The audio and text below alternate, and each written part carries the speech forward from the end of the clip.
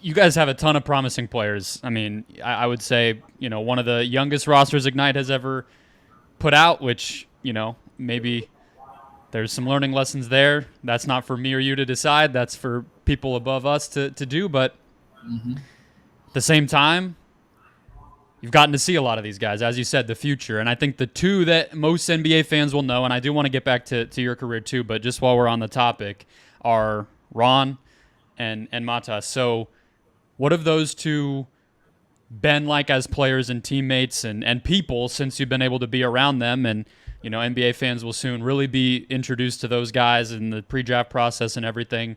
And obviously as they make their way as rookies next season. What can you tell our audience about what you've learned being around those guys? Well, as teammates, they've been great. As young guys, man, they ask great questions. They're very curious about the game, getting better. They're very curious about what's next. What's the lifestyle like? So they ask great questions, great basketball questions. About how to spend their time and workouts and things of that nature. So they ask great questions. And then on the court, Matas, he's very versatile, especially for his height. He's very versatile. He can block shots and he can also push the break. He can also score in ISO situations. So there's not many guys that can block shots and push the break, and you can throw it to him and he can make shots. In isolation situations. So who does he remind you of? He reminds me of Gordon Hayward coming out of Butler. Okay. I don't know if people remember, but when he came out of Butler, he was very versatile. Matas is probably a little bit taller than he is, but Gordon Hayward's like 6'8", 6'9". He could play, just about any position on the perimeter, but he can also post up, smaller guards because his mobility. So that and he plays at a certain pace. Matas plays at a certain pace. So that's kind of who he reminds me of, right off the top of my head. And his shot blocking ability, obviously he still has room to grow, but he can block shots. It reminds me a little bit of Andre Kirilenko, back in the day, AK-47, how he could impact the game defensively. And so he's shown signs of that. Ron, on the other hand, Ron is a workhorse, man. He's the typical definition of just get it done, and he gets the job done. And for me, I find value in that, a lot of value in that, because he's athletic. He has the athletic traits, can play above the rim. He has a high motor, which is a skill, being able to play hard, regardless of what's going on in the game, whether we're up by 30 or down by 30, whether he's having a good game or whether having a bad game, he's going to play hard, which is a skill set. And then he's played all the top level competition. In high school, he played for the top high school in Dallas, the biggest class, 6A, won state championship, McDonald's All-American. He's here at the G League, so he's played against elite competition his whole life. So the NBA is a gradual step for him, and I think he reminds me of like a Jimmy Butler early in his career. You remember how Jimmy was high motor, could play defense, and then he started to show like his offensive game progressed, and he turned into a magnificent player. So that's kind of who Ron reminds me of, like a Jimmy Butler. He's raw, but he gets it done. He's like our leading scorer on the team. Yeah. Because he has no fear. People say he can't shoot, but then he'd come out there and make 4 threes in the game because his competitive nature is like, I'm gonna figure out a way to get it done. So that's what I love about Ron. He's just a dog, man. Sounds like he should have gone to Marquette, is what it sounds like. The old Marquette back in the day. A lot of those guys, right? Jay Crowder and that group was. Yeah, I'm telling you. Sounds like, what he sounds like? And I don't know if he's going to be available, but he sounds like a Miami Heat guy. That's what he sounds like to me.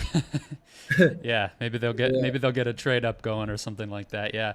All right, so Adam Silver recently kind of talked about Ignite and was asked about Ignite, and he used the word reassess. And again, some of that stuff is obviously a lot bigger than just even this group or anything, and it's a lot being decided, frankly, by what's going on with the NCAA, where now guys are able to earn money, whereas when this whole program was put together, that wasn't exactly the case, and that was a big difference. So having been around it for a year now, what would you kind of say is the value, if you were to make the pitch, if you were in those recruiting rooms, of saying, here's what Ignite provides you, whether it's the level of competition, being around vets like you, what would kind of be the thing that separates it still, despite some of those financial changes?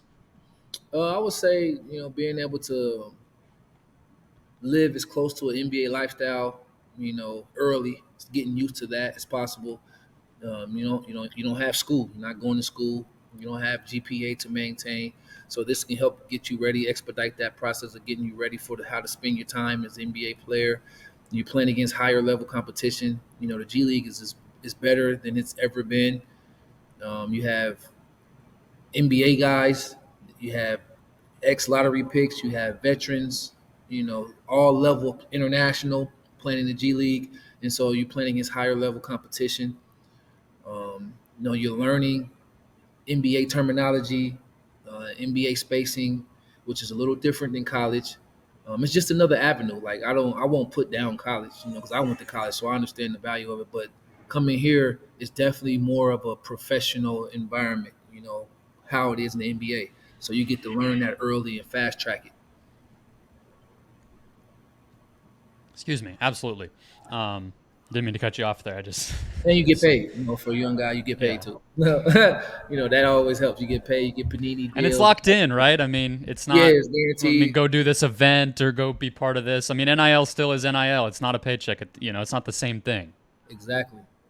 Yeah. And you get NBA coaching. You get players like myself and John Jenkins, veteran players who've played in the league. You get one-on-one access every day, not just a phone call, but this is everyday routine. You're gonna get that access. We have speakers and other pros come in and get those nuggets of wisdom that you just don't get necessarily every day in college. You get that every day. Coach Hart played 10 years in the NBA. That's your coach every day. I'm a 12-year pro. You get to practice every day. John Jenkins, he played 6 years in the NBA. One of the all-time great players at Vanderbilt. You get to work with him every single day. And obviously Pujeter last year, he was a pro for a long time. So you get to work with guys like that every day.